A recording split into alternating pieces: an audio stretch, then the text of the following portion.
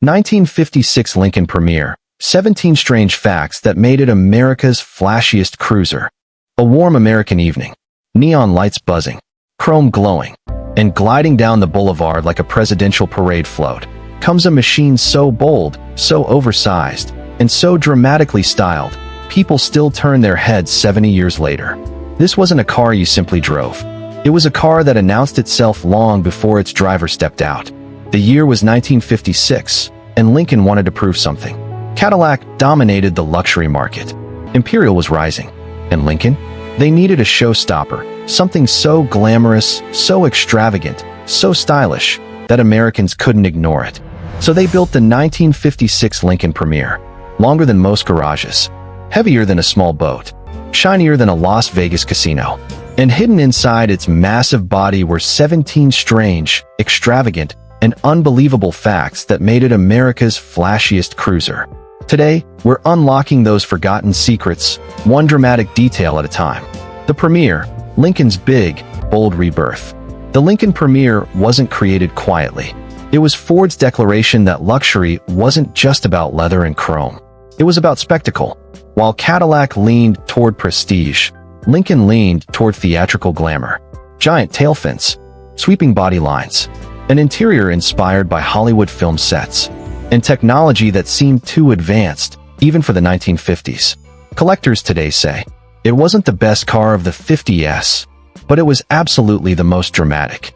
Let's begin with the weirdest secrets hiding inside the Priemier. 1. Its design was directly inspired by the Futurama exhibit. It sounds crazy, but it's true. Lincoln designers admitted that the car's sweeping body, wraparound windshield, and aircraft-style tail were inspired by the GM Futurama Pavilion from the 1939 World's Fair. A Ford product, inspired by GM's most famous exhibit. That alone still shocks historians. 2. The tailfins were designed by a studio artist, not a car engineer. The Priemier's massive tailfins weren't created by an engineer, but by an industrial sculptor Ford hired from the art world. He had never designed a car before. His approach? Cars should look like they're slicing the air, even when they're still. And the Priemier's tailfins certainly did. 3. The wraparound windshield could cut you. This beautiful, panoramic windshield, a 1950s styling icon, had a dangerous secret. The corners were so sharply angled that entering the car wrong could slice the back of your leg. Old service manuals literally warn mechanics. Use caution when entering the cabin. Only in the 50s could luxury be this stylish and this dangerous. 4. IT had a built-in spare tire that pretended to be the trunk. Lincoln wanted symmetry. They didn't want an ugly spare tire. So they hid it inside the trunk lid with a fake bulge. It looked like the car had a huge external spare like a Continental, but it was a design illusion. Collectors call it the fake Continental Hump.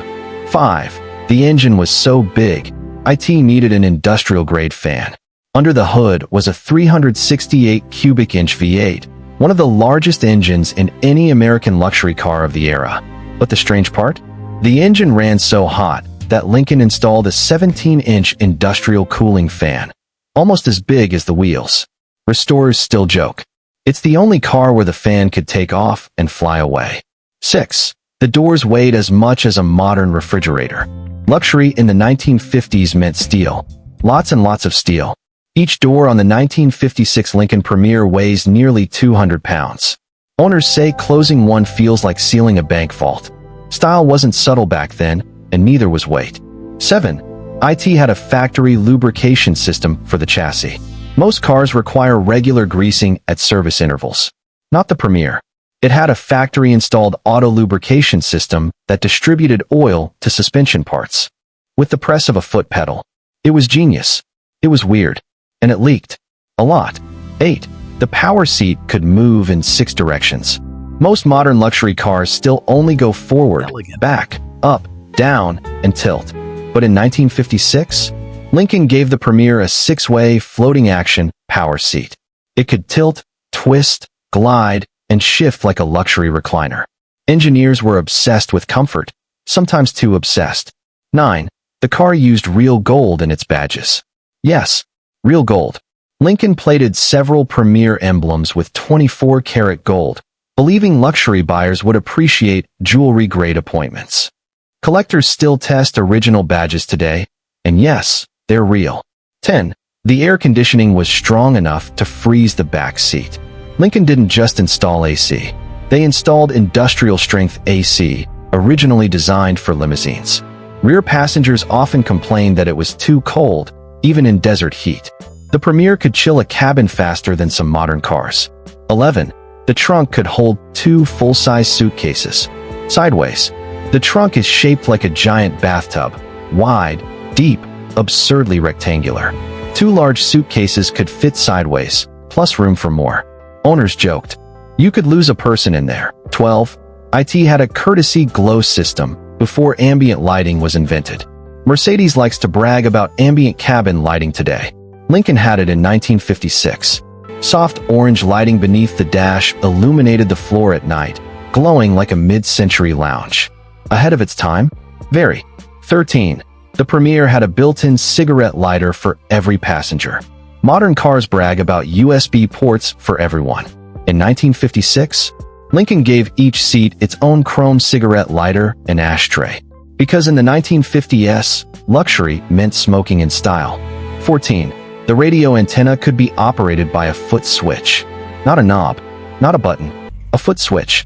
You'd tap the pedal, and the antenna would rise or lower like a periscope. One of the most unnecessary, yet oddly satisfying, features ever installed in a luxury car. 15. The car was wider than some city parking spaces. The 1956 Lincoln Priemier is nearly 80 inches wide. Some downtown curbs today are narrower than that. Parallel parking one today? A nightmare.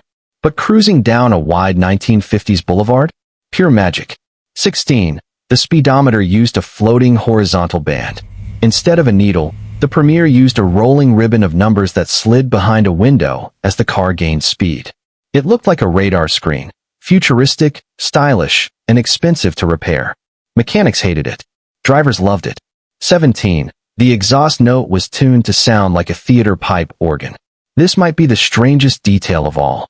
Lincoln engineers intentionally tuned the exhaust resonance to mimic the deep, warm tone of a theater organ, smooth, rich, and majestic. Owners described it as a V8 that sings instead of growls. What it feels like to drive a 1956 Lincoln Priemier today.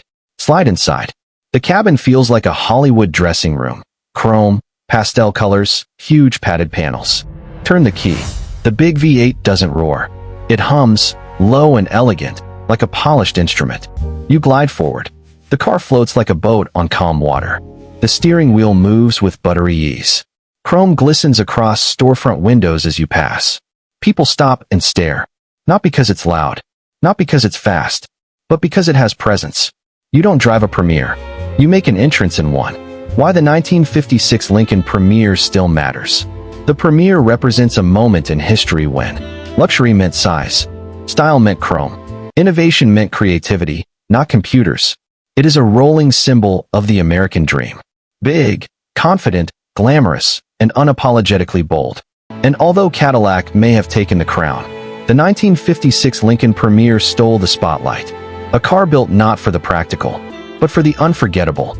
So tell me, if you could take one true 1950s luxury cruiser for a sunset drive, would the Lincoln Priemier be your choice? Let me know in the comments. And if you enjoyed this cinematic deep dive into forgotten luxury legends, hit like. It helps the channel more than you know. Subscribe to Royale for weekly journeys into classic elegance, automotive history, and mechanical beauty.